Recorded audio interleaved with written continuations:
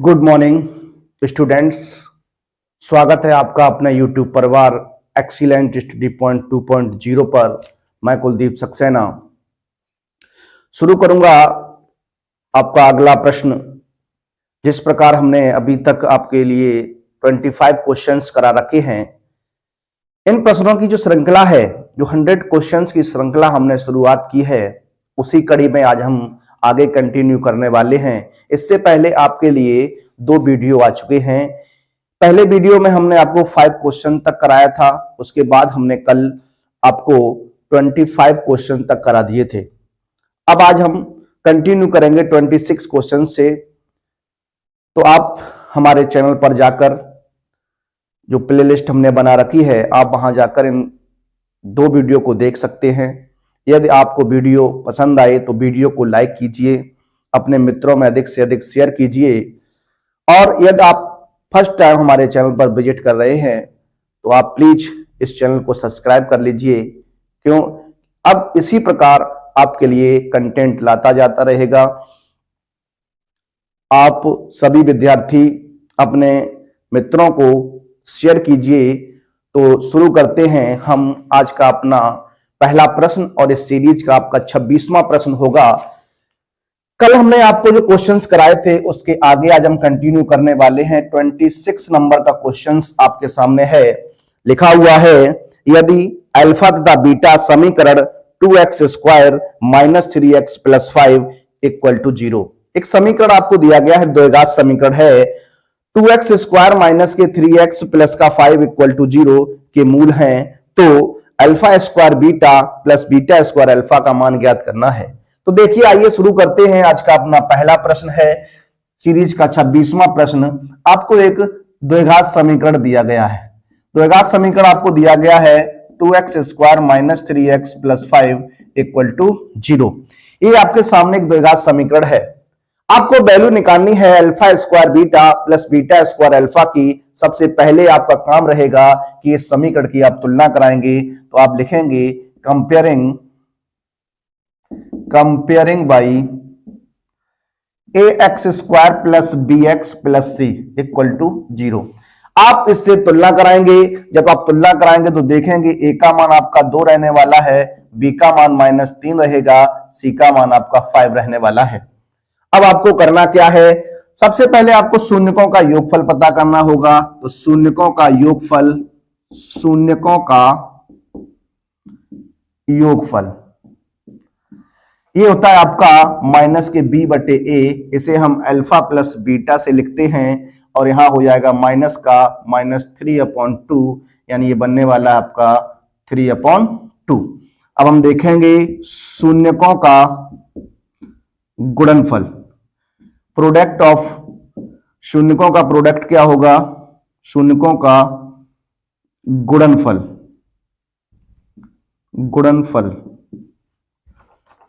ये हो जाएगा गुणनफल। ये होता है आपका सी बटे ए। जब आप सी बटे ए से बात करेंगे तो अल्फा इंटू बीटा बराबर हो जाएगा, सी का मान आपका 5 है, ए का मान आपका 2 है, ये बनेगा। और आपसे पूछ रहा है, किसकी वैल्यू पूछ रहा है? पूछ रहा alpha square beta plus beta square alpha. आपको करना क्या है? यहां से आपको अल्फा बीटा कॉमन लेना है। जब आप अल्फा बीटा कॉमन लेंगे तो ये बन जाएगा अल्फा प्लस बीटा। अब आपको यहां पर वैल्यू रख देनी है अल्फा इंटू बीटा की, अल्फा प्लस बीटा की। देखते हैं क्या बनने वाला है। अल्फा इंटू बीटा का जो मान है वो आपका 5/2 है, मल्टीप्लाई 3/2 हो जाएगा। जब आप गुणा कराएंगे तो अंश का गुणा अंश में होगा, हर का गुणा हर में होगा, तो हो जाएगा 15/4। इस सवाल का ये राइट आंसर बनेगा। आप सभी विद्यार्थी इस प्रश्न को देख सकते हैं। कैसा लगा आपको ये प्रश्न? बहुत ही अच्छे क्वेश्चंस हम आपके सामने लेके आ रहे हैं, अच्छा कंटेंट लेकर आ रहे हैं। आप अपने मित्रों को अधिक से अधिक जोड़िए और हमारे साथ अपनी तैयारी को सुचारू रूप से चालू रखिए। मैं वादा करता हूं, आपको जब आप परीक्षा में बैठेंगे तो आपको सभी के सभी प्रश्न हमारे इस कंटेंट जो 100 क्वेश्चन की सीरीज में चला रहा हूं उससे मिलने वाले हैं। तो देर न करते हुए अब हम बढ़ेंगे अपने अगले प्रश्न पर। प्रश्न नंबर 27 होगा। अगला प्रश्न है प्रश्न नंबर 27। देखते हैं इस ये प्रश्न नंबर 27 क्या कहता है। तो देखिए प्रश्न नंबर 27 है समीकरण x square minus 7x plus 12 बराबर 0। एक समीकरण दिया गया है एक्स स्क्वायर, समीकरण दिया गया है आपको x square minus 7x plus 12 बराबर 0 के मूलों के व्युत्क्रमों का योगफल ज्ञात कीजिए। के मूलों के व्युत्क्रमों का योगफल ज्ञात कीजिए। तो आइए देखते हैं इस क्वेश्चन को। सबसे पहले आप इस समीकरण की अपने स्टैंडर्ड फॉर्म से तुलना कराएंगे तो होती standard form A x square plus B x plus C बराबर 0। यहाँ ए का मान आपको 1 मिलेगा, बी का मान आप देखेंगे तो यहाँ -7 है, सी का मान आपको 12 मिल जाएगा। अब मान लेता हूं, माना समीकरण के मूल अल्फा तथा बीटा हैं। अब ये समीकरण के मूल हमने अल्फा और बीटा मान लिए, तो आपसे बात करूंगा कि शून्यकों का जो योगफल होता है अल्फा प्लस बीटा वो माइनस के बी बटे ए होता है। क्या हो जाएगा माइनस माइनस का 7 अपॉन 1 माइनस माइनस प्लस होगा, ये बच जाएगा आपका 7। अब आपकी बात करेंगे शून्यकों के गुणनफल से, तो शून्यकों का जो गुणनफल होता है वो आप जानते हैं सी बटे ए होता है। अचर पद बटे एक्स स्क्वायर का गुणांक यानी हो जाएगा सी बटे ए, यहां बनने वाला है 12 बटे 1 यानी आ जाएगा आपका 12। अब हमसे ये कह रहा है क्वेश्चन में कि जो शून्यक है आपके अल्फा और बीटा, इन अल्फा और बीटा के जो व्युत्क्रम होने वाले हैं उनका योगफल कितना होगा। तो अल्फा का व्युत्क्रम 1 बटे अल्फा होगा, बीटा का व्युत्क्रम 1 बटे बीटा होगा। तो आइए देखते हैं शून्यकों के व्युत्क्रमों का योग। शून्यकों के व्युत्क्रमों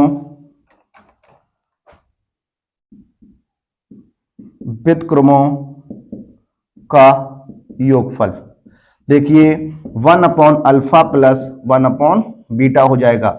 एलसीएम निकालेंगे तो आएगा अल्फा बीटा, बीटा का गुणा करेंगे तो बीटा प्लस अल्फा। तो देखिए ये अल्फा प्लस बीटा है, अल्फा प्लस बीटा की जो वैल्यू बनने वाली है वो आपकी 7, अल्फा इंटू बीटा की जो वैल्यू है वो कितनी है 12। ये रहेगा इस प्रश्न का सही जवाब। तो देखिए अच्छा सवाल है, आपकी परीक्षा से संबंधित सवाल है।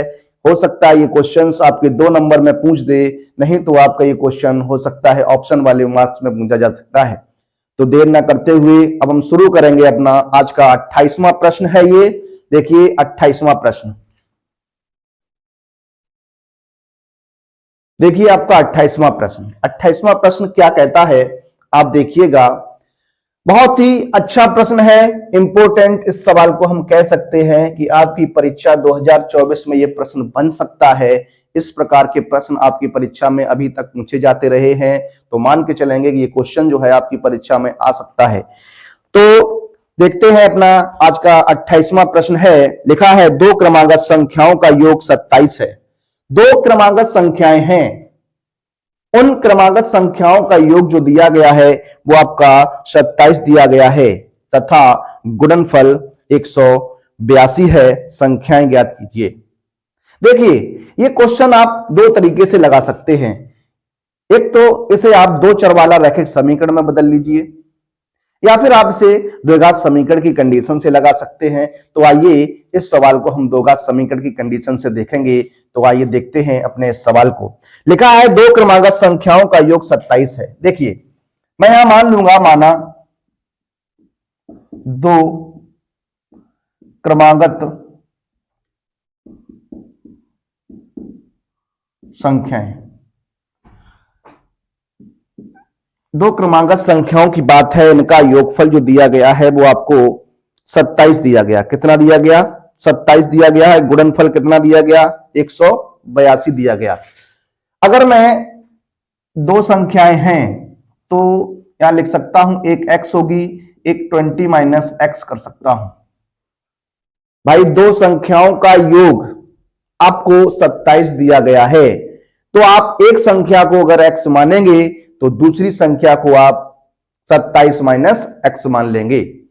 अब यहां जो कंडीशन आपके सामने दी गई है, दूसरी वाली कंडीशन, उस कंडीशन की ओर चलें तो कह रहा है इन दोनों संख्याओं का जो गुणनफल है, जो मल्टीप्लाई है, वो आपका 182 दिया गया है, 182 दिया गया है।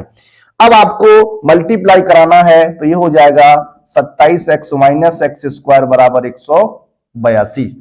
इन को पक्षांतर करेंगे तो एक्स स्क्वायर बनेगा, 27 उस तरफ जाएगा, माइनस का 27x हो जाएगा, प्लस 182 बराबर 0 बन जाएगा। अब आपको क्या करना है, फैक्टर करने हैं। 182 के आप ऐसे गुणनखंड करेंगे कि उनको जोड़ने पर आपको 27 मिलना चाहिए। तो आप जब 182 के गुणनखंड करेंगे तो 27 मिलेगा, तो फैक्टर बनने वाले हैं 14 और 13 हो जाएगा x square minus 14 plus 13 x plus 182 बराबर 0। ये हो जाएगा एक्स स्क्वायर माइनस का 14x, माइनस का गुणा कराएंगे तो माइनस का 13x प्लस 182, यहां पर ये बन जाएगा।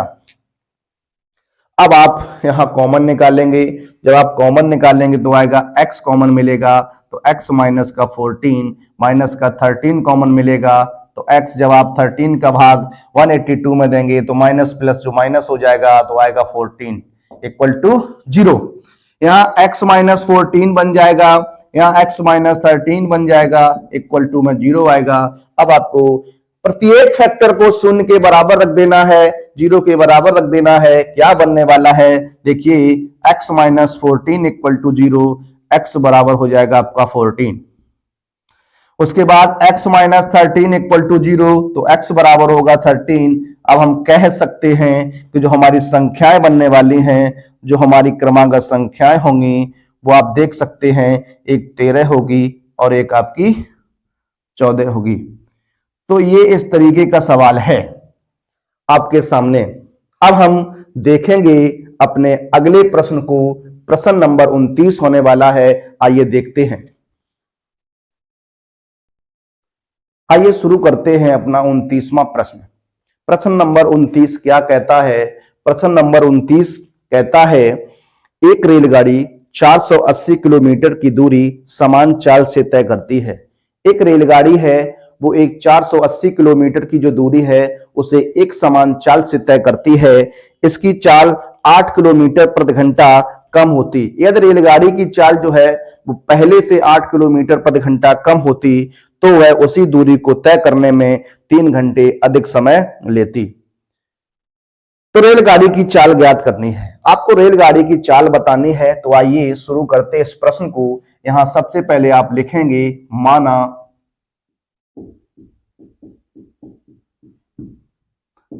रेलगाड़ी की चाल x किलोमीटर प्रति घंटा है। जो रेलगाड़ी की चाल है वो आपकी x किलोमीटर प्रति घंटा है। अब हम बात करेंगे कि रेलगाड़ी जो है x किलोमीटर प्रति घंटे की चाल से 480 किलोमीटर दूरी चलने में कितना समय लेगी।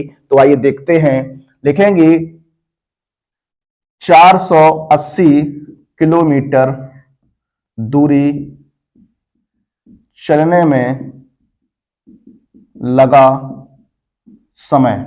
समय बराबर आप जानते हैं दूरी बटे चाल होता है। तो देखिए दूरी आपकी कितनी है 480 और समय कितना, चाल कितनी है x, ये आ जाएगा आपका घंटा।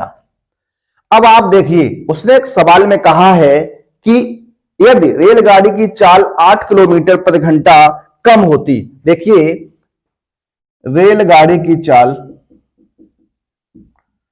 8 किलोमीटर प्रति घंटा कम होने पर 480 किलोमीटर दूरी चलने में लगा समय। 480 बटे, देखिए पहले जो चाल थी वो आपकी x किलोमीटर प्रति घंटा थी। अब इसमें से आपको 8 कम कर देना है। जब इसमें से आप 8 कम करेंगे तो साहब x माइनस 8 हो जाएगा। कितना हो जाएगा x माइनस 8, ये घंटा आएगा। अब हम आपसे बात करेंगे इस प्रश्न के प्रश्नानुसार, अकॉर्डिंग टू द क्वेश्चन। उसने कहा 480 किलोमीटर की दूरी चलने में लगा समय 8 किलोमीटर प्रति घंटे की चाल से चलने में लगे समय का जो अंतर है वो आपको 3 घंटे दिया गया है। कितना दिया गया है? 3 घंटे दिया गया। देखिए ये हो जाएगा आपका 480 बटे x माइनस 8 और माइनस का हो जाएगा 480 बटे x इक्वल टू आपका 3 हो जाएगा। इस का अंतर और इसका आपको 3 दिया गया है, या इस कंडीशन को आप बताएं, इस तरीके से लिख सकते थे कि जो 480 बटे x माइनस 8 इक्वल टू 480 बटे x और प्लस 3 हो जाता। जिस कंडीशन की बात कर रहा है, कह रहा था एक रेलगाड़ी की चाल x किलोमीटर प्रति घंटा है, 480 किलोमीटर दूरी चलने में 480 बटे x घंटे लगते हैं। अब 8 किलोमीटर प्रति घंटा जब कम होती है तो उसी यात्रा को करने में पहले से 3 घंटे अधिक समय लगता है। पहले टाइम जो लगता था वो आपका ये था, अब टाइम जो लग रहा है वो ये है, लेकिन इस वाले टाइम से ये टाइम 3 घंटा अधिक होना चाहिए। ये वाला टाइम जो है इससे 3 घंटा अधिक होना चाहिए, तो ये इस तरीके से बनने वाला है। अब हमने इसको जब यहां ट्रांसफर करके लाएंगे तो ये आगे आ जाएगा, तो 480 बटे एक्स माइनस 8 माइनस 480 बटे एक्स इक्वल टू में कौन रह जाएगा? 3 रह जाएगा। अब इस समीकरण को हम सॉल्व करेंगे। आइए देखते हैं। यहां सबसे पहले आप एलसीएम की बात करेंगे तो x माइनस 8 आने वाला है। 480 आप कॉमन निकाल लेंगे यहां से, तो 480 जब कॉमन आएगा तो यहां 1 बचेगा, x का गुणा होगा तो माइनस एक्स, माइनस इसका इधर होगा तो x और माइनस माइनस हो जाएगा प्लस, बराबर में आपका 3 है। x से आप x कैंसिल करेंगे, यहां हो जाएगा 480 बटे 480 मल्टीप्लाई 8, यहां हो जाएगा x स्क्वायर माइनस के 8x इक्वल टू में 3 बटे 1 हो जाएगा। 3 से आप इसे कैंसिल आउट कर सकते हैं। ये देखिए 16 8 128 होता है, 1280 बटे x square minus 8x equal to हो जाएगा 1/1। कैंची का गुणा करेंगे तो एक्स स्क्वायर माइनस 8x बराबर हो जाएगा 1280, x square minus 8x minus के 1280 बराबर 0 होगा। अब आपको फैक्टर कर देने हैं, आपको फैक्टर करने हैं। 1280 के ऐसे गुणनखंड करिए, घटाने पर आपका कितना बचना चाहिए? 8 बचना चाहिए। देखिए आप इसके जब गुणनखंड करेंगे तो आप गुणनखंड मेथड से कर सकते हैं, तो आप देखेंगे अब इसके जो गुणनखंड होने वाले हैं वो आपके 40 और 32 होने वाले हैं। 40 और 32, जब 40 में आप 32 घटाएंगे तो 8 बच जाएगा। 40 और 32 का जब मल्टीप्लाई करेंगे तो 1280 आएगा। आइए देखते हैं इस सवाल को। यहां होने वाला है क्या? एक्स स्क्वायर माइनस के 14x प्लस के 30x सॉरी, यहां मिस्टेक है, यहां हो जाएगा 40x प्लस 30x और ये हो जाएगा माइनस के 1280 बराबर 0।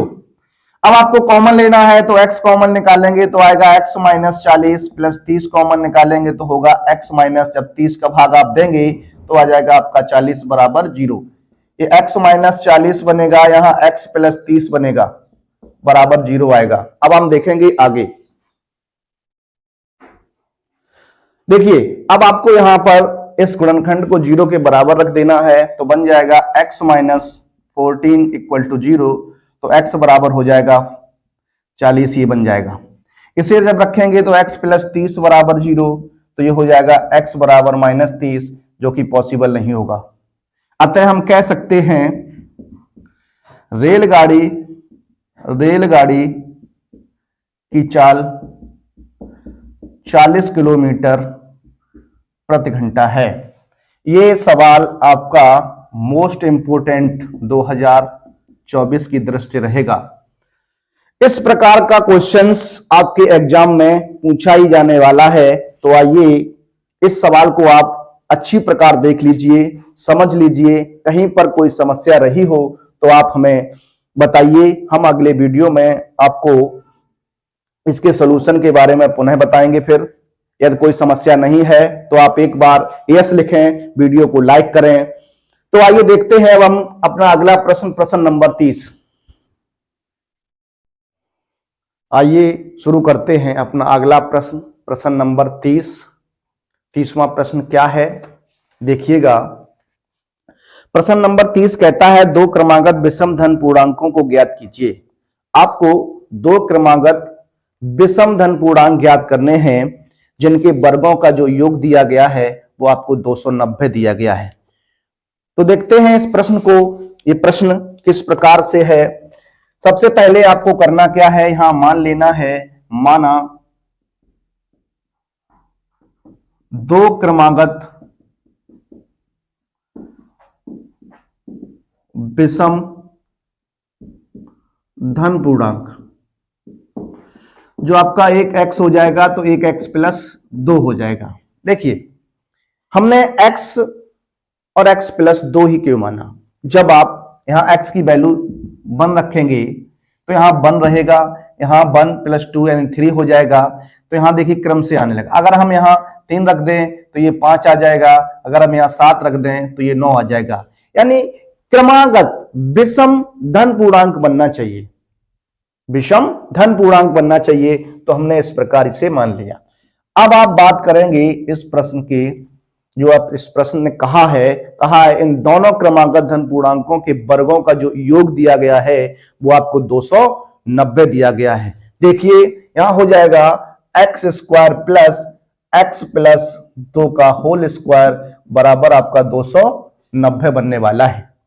अब हम बात करेंगे इस प्रश्न के सॉल्व पर, तो ये हो जाएगा एक्स स्क्वायर प्लस, इसे आप होल स्क्वायर में कन्वर्ट करेंगे, होल स्क्वायर खोल देंगे तो होता है ए प्लस बी का whole square, A square plus B square plus 2ab। तो इसी प्रकार से जब खोलेंगे तो बनेगा एक्स स्क्वायर 2 का वर्ग हो जाएगा plus 2 multiply x multiply 2 equal to 290। ये हो जाएगा एक्स स्क्वायर प्लस 4 प्लस के 2 का गुणा 2 में तो हो जाएगा 4x बराबर 290। ये एक्स स्क्वायर मिलके आपका 2x स्क्वायर बनेगा, ये 4x रहेगा प्लस का 4 माइनस का हो जाएगा 290 बराबर में 0। यहां हो जाएगा 2x स्क्वायर प्लस के 4x, जिसे आप घटाएंगे तो आ जाएगा 286 बराबर 0। अब आपको 2 का भाग कर देना है, 2 का भाग करने पर जब आप इसमें 2 का भाग करेंगे तो देखिए बनेगा एक्स स्क्वायर प्लस 2 का भाग 4 में तो 2x हो जाएगा, यहां 2 का भाग तो 1 4 3 143 आ जाएगा।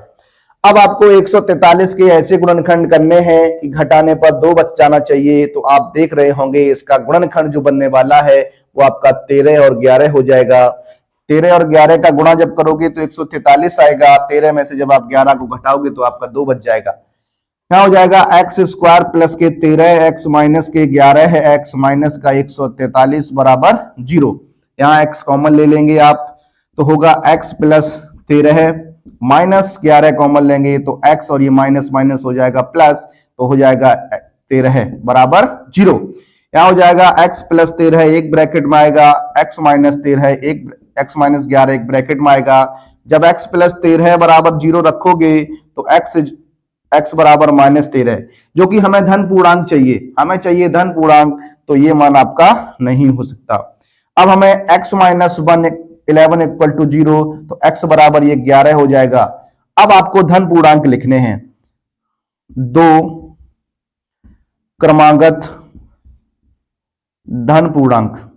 देखिए आप x का मान जब 11 लेंगे यहां तो यहां हो जाएगा एक तो आपका 11 है, और जब आप 11 में यहां 2 जोड़ेंगे तो आपका आएगा 13। ये आपके इस प्रश्न के 2 पूर्णांक रहेंगे, 2 संख्याएं आ गई आपकी। तो देखिए कितना अच्छा सवाल था ये। अब हम देखेंगे अपने अगले प्रश्न को, प्रश्न नंबर 31। तो आइए देखते हैं अपना प्रश्न नंबर 31वां प्रश्न आपका क्या कहता है। प्रश्न नंबर 31 कह रहा है हंसों की एक टोली में से, हंसों की एक टोली है, उस हंसों की टोली में कुछ हंस दिए गए हैं आपको। कह रहा है कि हंसों की एक टोली में से हंसों की कुल संख्या के वर्गमूल के 7/2 गुना हंस तालाब के किनारे खेल रहे हैं। शेष 2 हंस तालाब में स्नान कर रहे हैं, हंसों की कुल संख्या ज्ञात करो। देखिए ये क्वेश्चंस आपका पूछा हुआ क्वेश्चंस है, आ चुका है ये क्वेश्चन। हम देखेंगे अब इस क्वेश्चंस को, या मान लेंगे माना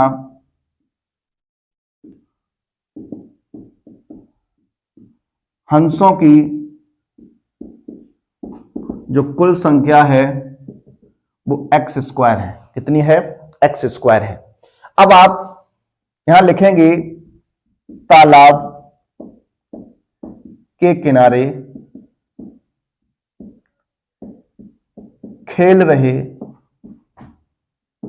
हंस बराबर। देखिए कंडीशन लिखी है, तालाब के किनारे जो हंस खेल रहे हैं वो हंसों की कुल संख्या के वर्गमूल के 7/2 गुना है। तो यहां देखिए 7/2 गुना है यानी 7/2। जब आप हंसों की कुल संख्या का वर्गमूल लेंगे, स्क्वायर रूट लेंगे, तो यहां आपका x बनेगा, यानी ये बन जाएगा 7x/2। अब जो शेष दो हैं, जो शेष दो हंस, शेष हंस बराबर कितने हैं? 2। यानी जो शेष दो हंस हैं वो तालाब में स्नान कर रहे हैं। अब एक बात देखिए, कुल हंस जो है वो आपके एक्स स्क्वायर हैं। इन हंसों में से 7/2 एक्स जो है वो तालाब के किनारे हैं और शेष दो हंस जो है वो तालाब में स्नान कर रहे हैं। इस कंडीशन को आपको लिखना है। देखिए टोटल आपके एक्स स्क्वायर हैं, इन दोनों को जब जोड़ेंगे तो इसके बराबर होना चाहिए। तो 7/2x प्लस कितना हो जाएगा? 2। यहां आप एलसीएम निकालेंगे तो एक्स स्क्वायर बराबर, यहां एलसीएम 2 आएगा, यहां हो जाएगा 7x प्लस 2 का गुणा 2 में तो कितना होगा? 4। कैंची का आप गुणा करेंगे तो हो जाएगा 2x स्क्वायर, ये हो जाएगा 7x प्लस 4। इधर लाइए तो 2x square minus 7x minus 4 बराबर 0। अब आपको यहां फैक्टर करने हैं। सबसे पहली कंडीशन आपकी बनने वाली है, 2 का गुणा आप लास्ट में कराएंगे तो 2 का गुणा लास्ट में कराने से ये 8 हो जाएगा। अब 8 के ऐसे गुणनखंड करने हैं, घटाने पर 7 बचना चाहिए, तो 8 एकम 8 हो सकता है, 8 एकम 8 हो सकता है। यहां हो जाएगा 2x square minus 8x plus x minus 4 equal to 0। यानी यहां से आप जब 2x कॉमन ले लेंगे तो आएगा आपका x, 2 का भाग 8 में देंगे, 2 चौकू 8, प्लस 1 कॉमन लेंगे यहां से तो x माइनस 4 हो जाएगा इक्वल टू 0। यहां हो जाएगा x माइनस 4 और हो जाएगा 2x प्लस 1 इक्वल टू 0।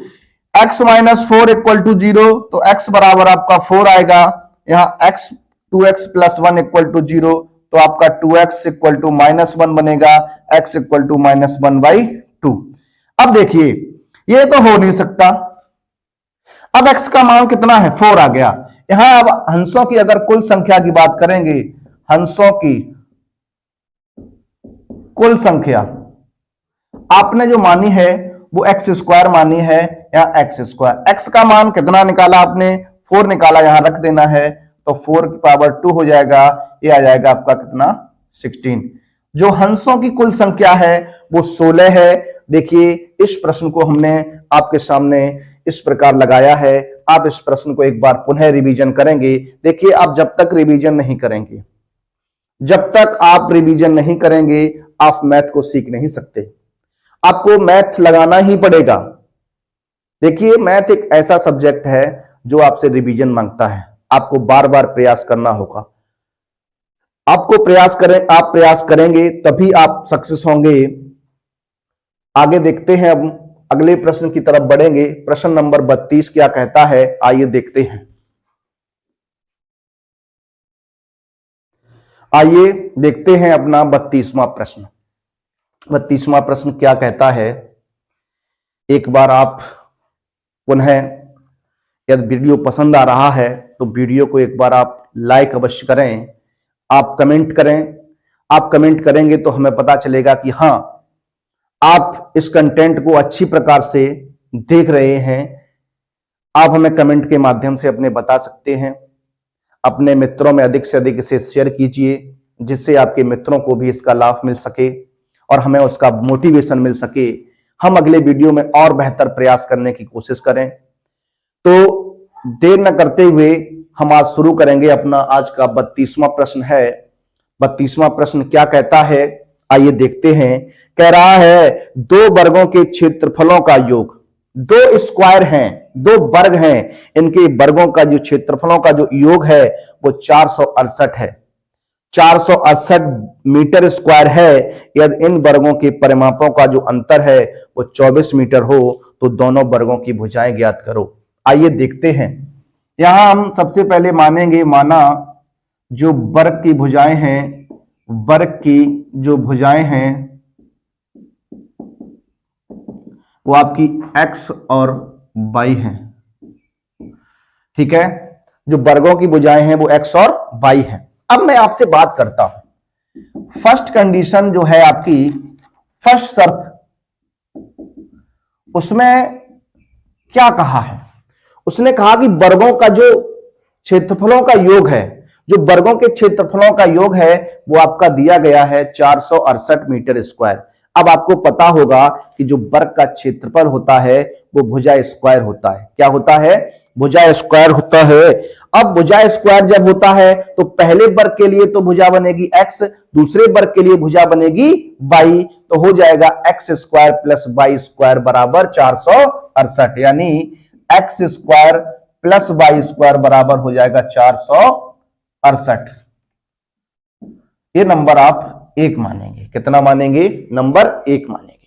अब आप सेकंड शर्त की जब आप बात करेंगे, सेकंड शर्त की जब आप बात करेंगे तो देखिए परिमापों का अंतर। अब यहां पर आपको यह नहीं पता है किस वर्ग की भुजा सबसे बड़ी है, किस वर्ग की भुजा छोटी है, तो हम मान के चलेंगे कि पहले वर्ग की भुजा हमारी बड़ी है। तो जो वर्गों के परिमापों का अंतर होता है, जो वर्ग के परिमाप का फॉर्मूला होता है वो 4 मल्टीप्लाई भुजा होता है। जो वर्ग के परिमाप का जो फॉर्मूला है वो 4 इंटू भुजा है, तो पहले वर्ग के लिए आपका 4x बनेगा, दूसरे वर्ग के लिए आपका 4y बनेगा। अब अंतर दिया गया है तो आपका बन जाएगा 4x minus 4y equal to 24 हो जाएगा। यहां से आप 4 कॉमन लेंगे तो x माइनस y बराबर आपका 24 रहेगा। 4 से कैंसिल करेंगे तो x माइनस y बराबर 6 आएगा। अब आपको क्या करना है? अब यहां से आपको x या y का मान निकालना है। जब आप यहां से x या y का मान निकालेंगे तो देखिए x बराबर बन जाएगा 6 प्लस y, इसे आप नंबर 2 मान लेंगे। अब इस x के मान को आप समीकरण नंबर 1 में रखें। आइए देखते हैं। तो x का मान समीकरण 1 में रख दीजिए तो हो जाएगा 6 प्लस y का whole square plus y square बराबर में 468। होल स्क्वायर खोलेंगे तो हो जाएगा 6 का वर्ग होता है आपका 36 प्लस y स्क्वायर हो जाएगा। फिर आप लिखना है इसका डबल तो 6 दूनी 12y हो जाएगा, प्लस का y स्क्वायर हो जाएगा बराबर में 468 हो जाएगा। अब देखेंगे ये y स्क्वायर और y स्क्वायर मिलके आपका 2y स्क्वायर हो जाएगा, प्लस का 12y हो जाएगा। इधर आप 468 ये माइनस का 36 उस तरफ पहुंच जाएगा। अब आपका बनेगा 2y स्क्वायर प्लस 12y। इधर आप घटाएंगे तो 8 में से 6 घटाएंगे 2 बचेगा, 6 में से 3 घटाएंगे 3 बचेगा, यहां पर आपका 4 हो जाएगा। इसमें से आप 2 कॉमन निकालिए। जब आप 2 कॉमन लेंगे तो होगा आपका y स्क्वायर प्लस के 6y और यहां हो जाएगा आपका 432। इसे आप 2 से कैंसिल करेंगे, 2 दूनी 4, 2 एकम 2, 2 छिंग 12, तो y स्क्वायर प्लस के 6y ये आप अंदर लेके आएंगे तो माइनस के 216 बराबर 0। अब आपको गुणनखंड करने हैं, फैक्टर करने हैं। आप 216 के गुणनखंड फैक्टर करेंगे, घटाने पर 6 बचना चाहिए। जब आप इसमें 6 बचाएंगे तो देखिए कितना बनेगा। 216 के गुणनखंड करने से आप हमारी समझ में तो ये आ रहा है कि इसके फैक्टर जो होने वाले हैं वो 18 और 12 होंगे, क्योंकि 18 से जब आप 12 घटाएंगे तो आपका 6 बच जाएगा। जब 18 और 12 का मल्टीप्लाई कराएंगे तो आपका 216 बनेगा। तो बाई स्क्वायर प्लस के 18 माइनस के 12 और माइनस के कितना हो जाएगा 216। एक बार चेक करते हैं क्या आने वाला है। अब 18 का गुणा 18 दूनी 36 की 6 यहां से लगी, आपके 3 18 कम 18 और 3 21 बिल्कुल सही है। हो जाएगा बाई कॉमन लेंगे तो बाई प्लस 18 होगा। यहां से आप माइनस के 12 लेंगे तो बाई ये माइनस माइनस हो जाएगा प्लस 12 का भाग आप 216 में देंगे तो जाएगा 18 बार बराबर 0। यहाँ बाई प्लस 18 और ये हो जाएगा बाई माइनस 12 बराबर 0। तो देखिए बाई प्लस 18 बराबर 0, यानी बाई का मान जो है वो माइनस के 18 नहीं हो सकता। अब यहां y माइनस 12 बराबर 0, तो y बराबर आपका आएगा 12। अब y का मान समीकरण 2 में रख दो तो आएगा x बराबर, देखिए 6 प्लस 22 तो 6 प्लस 12 यानी कितना हो जाएगा 18। तो जो वर्गों की भुजाएं आ गई आपकी, वो एक आपकी 18 मीटर रहने वाली है और एक आपकी 12 मीटर रहने वाली है। कितनी? 12 मीटर। तो देखिए ये सवाल था आपके, बहुत अच्छा सवाल है। अब हम आगे देखने वाले हैं और प्रश्नों को देखेंगे, अपने अगले प्रश्नों को। तब तक आप देखिए, यदि आप नए हैं हमारे इस चैनल पर तो आप हमारे चैनल को सब्सक्राइब कीजिए। वीडियो अगर पसंद आता है तो वीडियो को लाइक कीजिए और अपने मित्रों में अधिक से अधिक शेयर कीजिए। यदि आप इस बैच में अच्छे से पढ़ना चाहते, इस क्लास को अच्छे से देखना चाहते हैं तो लगातार हमारे इस चैनल पर बने रहिए, देखते रहिए। हम आपके लिए ऐसा ही कंटेंट, जब तक आपका एग्जाम नहीं हो जाता, हम आपके लिए इसी प्रकार के क्वेश्चंस लाते रहेंगे। प्रतिदिन सुबह की क्लास रहेगी, आपको सुबह प्रतिदिन एक वीडियो मिलेगा। ये वीडियो आपको सुबह 7 बजे मिलता रहेगा। लगातार हम आपके लिए 7 बजे ये वीडियो लाते रहेंगे सुबह। आप देखिएगा और आप अपना फीडबैक हमें अवश्य दीजिए, आपको क्लास कैसी लग रही है। आपके लिए ये फायदेमंद क्लास होगी, इसलिए मैंने ये आपको 100 क्वेश्चंस की जो श्रृंखला शुरू की है, मोस्ट इंपोर्टेंट क्वेश्चंस की श्रृंखला है। ये प्रश्नों की संख्या आपको और बढ़ा सकता हूं मैं, यदि आपका हमें साथ मिला। आप हमारे वीडियो को शेयर कीजिए, अधिक से अधिक अपने मित्रों में शेयर कीजिए। और आगे देखते हैं अब हम अपने अगले प्रश्न नंबर 33 को। देखिए, अब हम आपको, आज हमने आपको 32 क्वेश्चन तक करवा दिए हैं। अब हम अपने आगे बात करेंगे अपने अगले वीडियो में। आप तब तक इस वीडियो को आप अच्छी प्रकार देख लीजिए, अपने नोट्स बना लीजिए, इसकी प्रैक्टिस लगातार करते रहिए। तब तक मिलेंगे हम अपने अगले वीडियो में। तब तक आप सभी विद्यार्थियों को गुड मॉर्निंग, नमस्कार।